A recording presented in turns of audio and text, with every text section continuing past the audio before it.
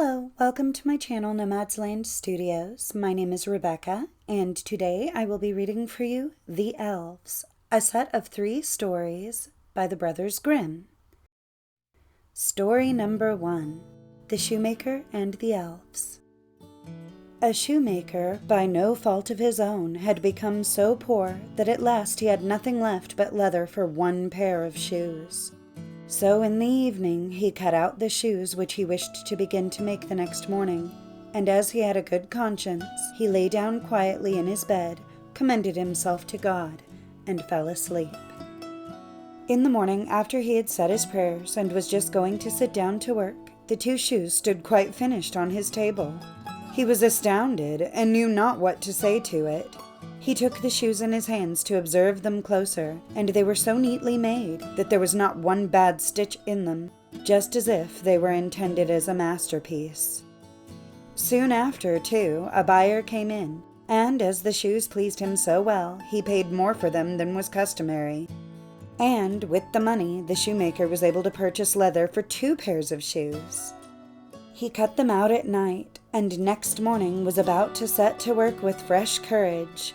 But he had no need to do so, for when he got up, they were already made, and buyers also were not wanting, who gave him money enough to buy leather for 4 pairs of shoes. The following morning, too, he found the 4 pairs made. And so it went on constantly. What he cut out in the evening was finished by the morning, so that he soon had his honest independence again, and at last became a wealthy man.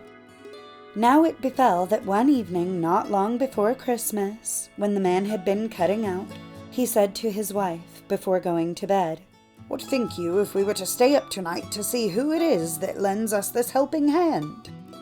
The woman liked the idea and lighted a candle, and then they hid themselves in a corner of the room, behind some clothes which were hanging up there, and watched.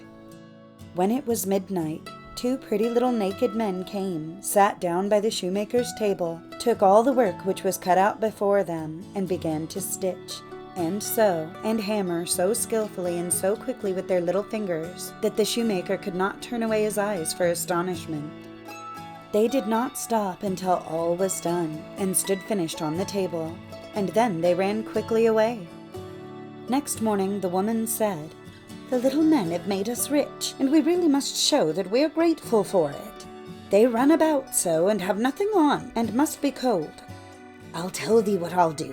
I will make them little shirts, and coats, and vests, and trousers, and knit both of them a pair of stockings. And do thou, too, make them 2 little pairs of shoes." The man said, "I shall be very glad to do it." And one night, when everything was ready, they laid their presents all together on the table instead of the cut-out work, and then concealed themselves to see how the little men would behave. At midnight, they came bounding in and wanted to get to work at once. But as they did not find any leather cut out, but only the pretty little articles of clothing, they were at first astonished, and then they showed intense delight. They dressed themselves with the greatest rapidity, putting the pretty clothes on, and singing, "Now we are boys so fine to see, why should we longer cobblers be?" Then they danced and skipped and leapt over chairs and benches. At last they danced out of doors. From that time forth they came no more, but as long as the shoemaker lived all went well with him, and all his undertakings prospered. Story number 2, The Servant Girl and the Elves in the Mountain. There was once a poor servant girl who was industrious and cleanly, and swept the house every day, and emptied her sweeping on the great heap in front of the door.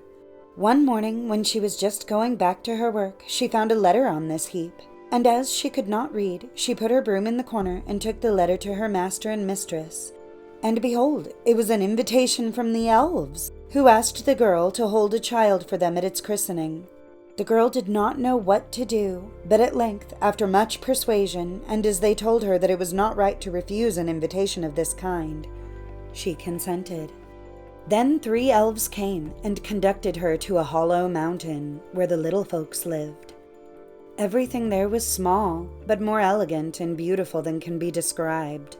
The baby's mother lay in a bed of black ebony ornamented with pearls, The coverlids were embroidered with gold, the cradle was ivory, the bath of gold.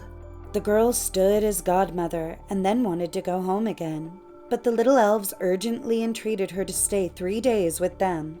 So she stayed and passed the time in pleasure and gaiety, and the little folks did all they could to make her happy. At last she set out on her way home. Then first they filled her pockets quite full of money, and after that they led her out of the mountain again. When she got home, she wanted to begin her work, and took the broom, which was still standing in the corner, in her hand again, and began to sweep. Then some strangers came out of the house, who asked her who she was, and what business she had there. And she had not, as she thought, been 3 days with the little men in the mountains, but 7 years, and in the meantime her former masters had died. Story number 3. The Changeling Child. A certain mother's child had been taken away out of its cradle by the elves, and a changeling with a large head and staring eyes, which would do nothing but eat and drink, laid in its place. In her trouble she went to her neighbor and asked her advice. The neighbor said that she was to carry the changeling into the kitchen, set it down on the hearth, light a fire, and boil some water in 2 eggshells, which would make the changeling laugh, and if he laughed, all would be over with him. The woman did everything that her neighbor bade her. When she put the eggshells with water on the fire, the imp said, "I'm as old now as the Wester Forest, but never yet have I seen anyone boil anything in an eggshell." And he began to laugh at it. Whilst he was laughing, suddenly came a host of little elves, who brought the right child, set it down on the hearth, and took the changeling away with them.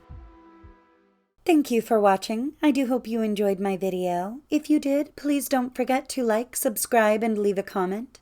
I post every week on Tuesdays and Fridays. Stay safe, and I will see you next time. Bye.